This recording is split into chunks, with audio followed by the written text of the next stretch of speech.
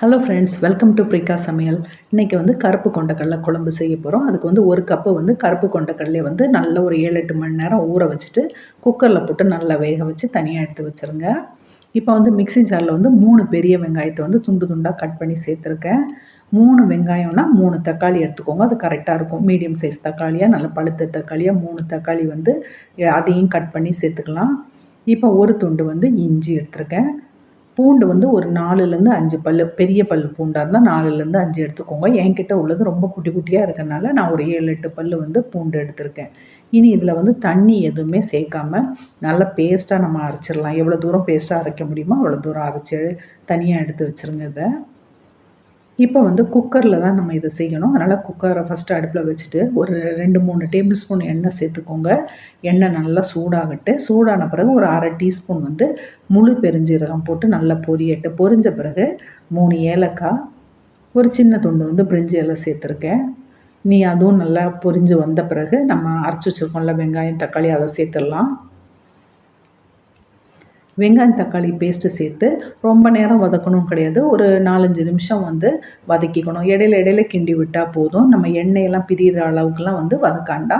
சும்மா இடையில கிண்டி விட்டு ஒரு 4-5 நிமிஷம் ஆன பிறகு நம்ம இதில் பொடியெல்லாம் சேர்க்க ஆரம்பிச்சிடலாம். இப்போ இதில் நம்ம பொடி சேர்த்துடலாம். ஒரு 1/4 டீஸ்பூன் மஞ்சள் பொடி சேர்க்குறேன். 2 டீஸ்பூன் மல்லிப்பொடி சேர்த்துக்கோங்க. மிளகாத்தூள் நான் 1 டீஸ்பூன் சேர்க்குறேன். நீங்கள் உங்கள் காரத்துக்கு தகுந்தபடி சேர்த்துக்கோங்க. கரம் மசாலா நான் ஒரு 1/2 டீஸ்பூன் சேர்க்குறேன். கரம் மசாலா இல்லைன்னா சிக்கன் மசாலா, இல்லைன்னா மட்டன் மசாலா, ஏதாவது ஒரு மசாலா ஒரு 1/2 டீஸ்பூன் சேர்த்துக்கோங்க. உப்பு தேவையான அளவு சேர்த்துக்கோங்க. இதெல்லாம் போட்டு ஒரு 2-3 நிமிஷம் நம்ம கிண்டி விட்டுடலாம். அந்த பொடி வாசனை மட்டும் போகணும். அந்த அளவுக்கு கிண்டி விட்டுருங்க. இப்போது 2-3 நிமிஷம் ஆன பிறகு 1 டீஸ்பூன் கசூரி மேத்தி, அதை கையில் வச்சு நல்லா கசக்கி அதில் போட்டுருங்க. இது மெயினாக சேர்த்துக்கோங்க. இது சேர்க்கும்போது டேஸ்ட் ரொம்ப நல்லாயிருக்கும். இதையும் போட்டு ஒரு கிண்டி விட்டுடலாம்.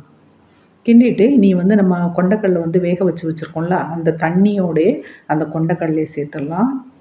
இனி தண்ணி சேர்க்கணும். தண்ணி ரொம்ப நிறைய சேர்க்காதீங்க. ரொம்ப தண்ணியாக இருந்தால் குழம்பு அந்தளவு டேஸ்ட் நல்லா இருக்காது.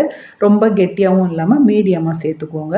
தண்ணியும் சேர்த்துட்டு தேவையான அளவு கொத்தமல்லி இலையும் சேர்த்துட்டு குக்கரை மூடி வச்சு ஒரு 3 விசிலுக்கு நம்ம வச்சிடலாம். ஏற்கனவே கொண்டக்கடலை நல்லா வெந்து தான் இருக்குது. 3 விசில் வச்சிங்கன்னா கரெக்டாக இருக்கும். இனி திறந்து பார்த்தீங்கன்னா மேலே எண்ணெயெல்லாம் பிரிஞ்சு குழம்பு கரெக்டாக வந்திருக்கும். இதை செஞ்சு பாருங்கள். அவ்வளோ டேஸ்ட்டாக இருக்கும். ரொம்ப ஈஸியாகவும் செஞ்சிடலாம். இது சாதத்துக்கும் நல்லாயிருக்கும். இட்லி, தோசை, சப்பாத்தி, பரோட்டா, இதுக்கு எல்லாத்துக்கூடையும் சூப்பராக இருக்கும். ட்ரை பண்ணி பாருங்கள். செஞ்சு பார்த்துட்டு எப்படி இருக்குன்னு சொல்லுங்கள். இந்த வீடியோ பிடிச்சிருந்தால் லைக் பண்ணுங்கள், சப்ஸ்கிரைப் பண்ணுங்கள். அடுத்த வீடியோவில் புது ரெசிபியோடு பார்க்கலாம்.